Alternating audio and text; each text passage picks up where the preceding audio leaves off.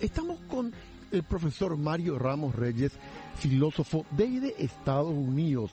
Mario, Carlos Martínez de Radio Caritas Universidad Católica te saluda, buenos días. Buenos días, Carlos, un gran abrazo y a tu audiencia. Estamos queriendo ya hablar contigo por aquella columna del día domingo 9 de agosto de este año, página 5 del diario Última Hora, la desaparición de la vergüenza. Comenzar luego con, expresiones que sorprendieron: es un completo imbécil, boludo, carajo, es una mierda, parece un culo, andate al diablo, payaso, basura, ladrón, inútil, pelotudo. Y a partir de ahí analizar las redes sociales, explicarle a la audiencia también, Mario. Bueno, lo que yo hice es simplemente una observación sobre el lenguaje que es muy común en redes sociales y también en periodistas, en programas de radio, incluso en televisión, y de políticos, ¿verdad? De utilizar cierto glosario que quieren, no sé, yo creo que es una forma grosera de referirse a cuestiones que son serias, ¿verdad? Y entonces es como llamar la atención, como subir el rating, y entonces yo creo que el lenguaje público, el lenguaje de, digamos, de la comunidad política se degrada. Y yo creo que simplemente quise hacer un llamado de atención que cuando ese lenguaje se degrada también el pensamiento, o quizás sería al revés, es decir, ese lenguaje refleja un pensamiento muy pobre que no tiene ningún tipo de argumentación, que no tiene ningún tipo de sostén, digamos, intelectual, y entonces utiliza vocablos que agreden al que escucha, aun cuando yo creo que viendo ciertas reacciones hay gente que festeja eso y refleja realmente lo que yo digo, una cosificación, digamos, de la ciudadanía. Y yo creo que es una cuestión que hay que llamarla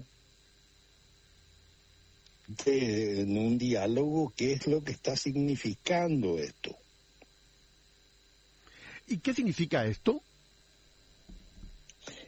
Y yo creo que significa que hemos perdido un sentido educativo de lo que es la democracia, que se funda en la palabra, pero la palabra en el sentido propio de la retórica, es decir, de una presentación de cuestiones de ética pública o cuestiones de gestión pública, cuestiones, digamos así, en términos muy genéricos de bien común, basado en cierto tipo de evidencia, cierto tipo de argumentación o de razonabilidad.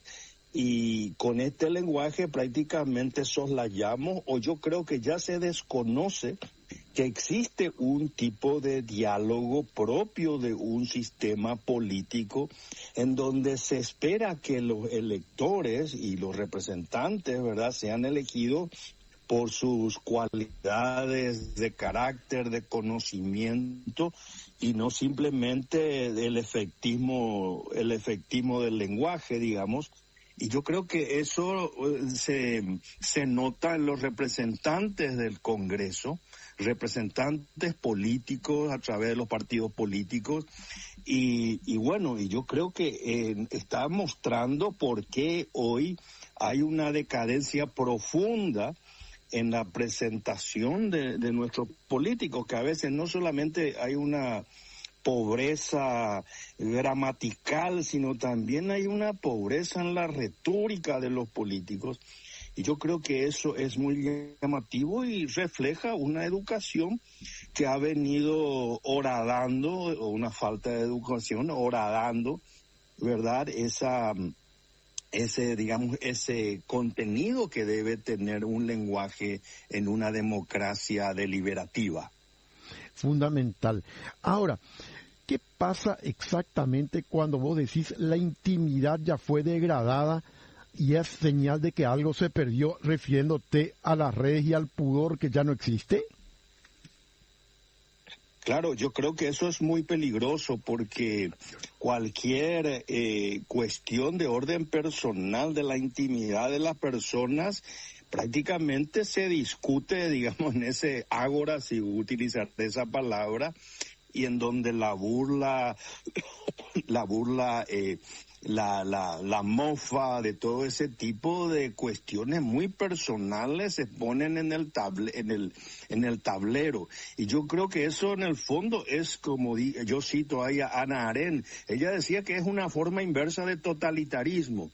Totalitarismo no es solamente que el Estado se meta en cuestiones personales o privadas, sino también al revés.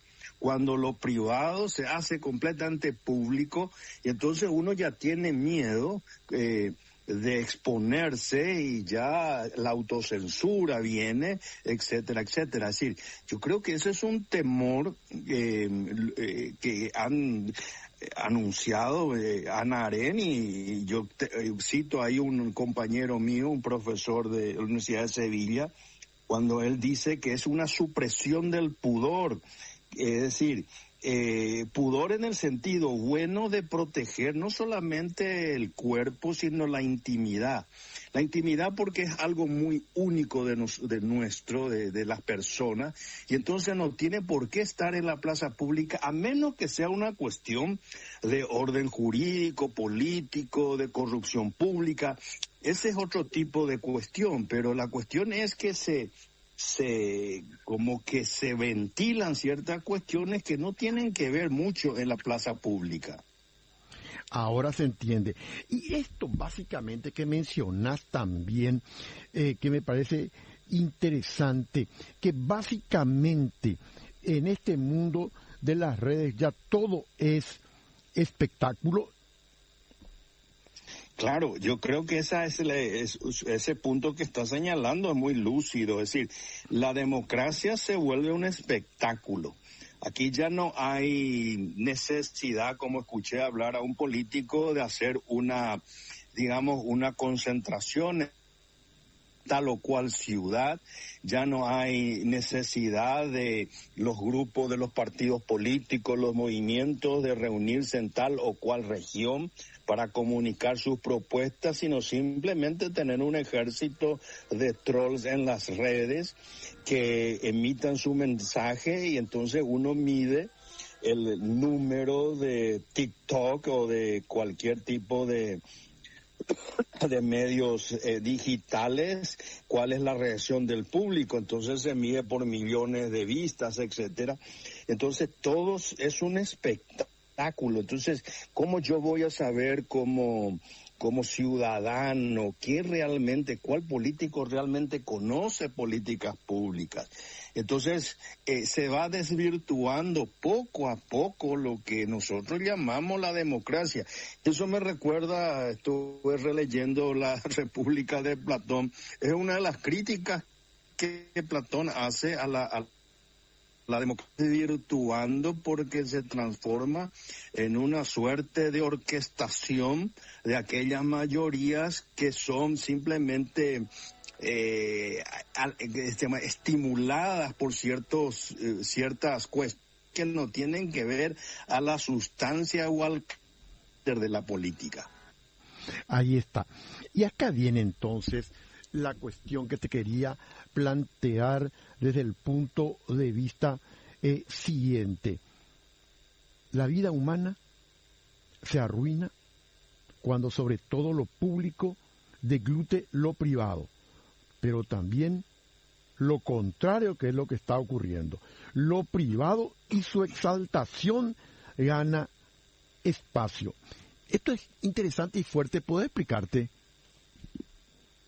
Y bueno, yo creo que es un poco el giro ideológico, o como se dice, el tiempo que estamos viviendo, donde lo privado, vía no solamente los individuos a través de redes sociales, sino las corporaciones privadas que controlan la información. Ya no es el Estado omnicomprensivo, sino son las cadenas de de empresas que tienen radios, televisión, periódicos y van informando conforme a los intereses privados de sus dueños o accionistas. Y entonces uno dice, bueno, pero entonces, ¿cuál es el bien común acá o la utilidad general? Esto es simplemente una lucha de intereses personales de los accionistas de grandes corporaciones que están luchando entre sí, y en medio de ellos digamos los que participan en redes sociales, etcétera, y al final no desaparece ese, digamos, ese sentido de que tiene que haber alguna institución que ejerza de alguna manera el interés general, y es el Estado, pero el Estado es como que está siendo deglutido por intereses privados. Y entonces al final uno dice, bueno, pero entonces, ¿qué es esto? Esto no es un totalitarismo tradicional, donde un grupo se hacía cargo del Estado y controlaba la sociedad. Ese es al revés, un grupo de intereses privados que influyen tanto en el Estado que determinan la conducta del mismo o lo hacen desaparecer. Y entonces ahí llegamos a una especie de penumbra realmente que exige realmente de nosotros pensar un poco qué es lo que está pasando en el mundo actual. Y ahí viene la reflexión final con respecto a tu pregunta. Entonces, ¿qué está pasando en el mundo actual? Y yo creo que está desapareciendo, lastimosamente, o se está debilitando a una serie de instituciones que formaron parte de un modo de entender el Estado constitucional contemporáneo que viene después de la Segunda Guerra Mundial, con la reconstrucción de las grandes democracias de Alemania, Francia, Europa, etcétera. Y entonces hoy día estamos siendo, y teníamos en esa época estadistas de un gran talante, de carácter, como fueron, qué sé yo, Adenauer, De Gasperi, una serie de grandes, Kennedy en Estados Unidos. Y entonces ese modo de hacer política hoy día está desapareciendo o se está debilitando. Los liderazgos son muy débiles, los liderazgos son altamente ideologizados, y entonces al final es una lucha de intereses privados por ubicar a sus, digamos, a sus personajes en cuestiones de poder, pero ya no se mira el Estado constitucional contemporáneo, las formas políticas dentro de una tradición mucho más afín con lo que por lo menos yo entiendo como Occidente, es decir, el mundo del derecho, el mundo del bien común, el rol del Estado, la ciudadanía, etcétera, una distinción que hoy día se está como borrando, y entonces el mundo digital como que confunde eso. Y bueno, y estamos en esa transición y no se sabe muy bien realmente cuál sería el futuro que nos depara. Ahí está. Y la queda, por lo tanto, la pregunta por el título. ¿Por qué elegiste la desaparición de la vergüenza? Y porque yo creo que la gente... que ese sentido digamos, de deshonra que uno tiene y la deshonra ante ciertos actos que uno ha llevado a cabo, parece que se ha perdido. Y mira, cosas muy puntuales. Imagínate la gente que utilizó o ha utilizado o todavía utiliza títulos falsos de la universidad, y van y parece que no tienen vergüenza de haberlo utilizado. Es decir, parece que el ser humano, el bien y el mal han desaparecido y aquello se ha naturalizado o quizás se ha normalizado. Y entonces eso se expresa en la desaparición de la intimidad, del pudor, etcétera, y al final queda realmente solamente no digo la fuerza, pero la fuerza del derecho para enderezar las cuestiones. Y bueno, y esa es la crisis que estamos atravesando y uno de los síntomas es eso, ¿verdad? La eclosión de, entre comillas, universidades, de doctorados, de doctores, y al final, señores, entonces, ¿dónde queda el esfuerzo? ¿Dónde queda el sacrificio de tantos jóvenes que han luchado para tener un título honesto y una profesión realmente que valga la pena para la sociedad? Todo eso parece que ya no nos sonroja y yo creo que eso es preocupante.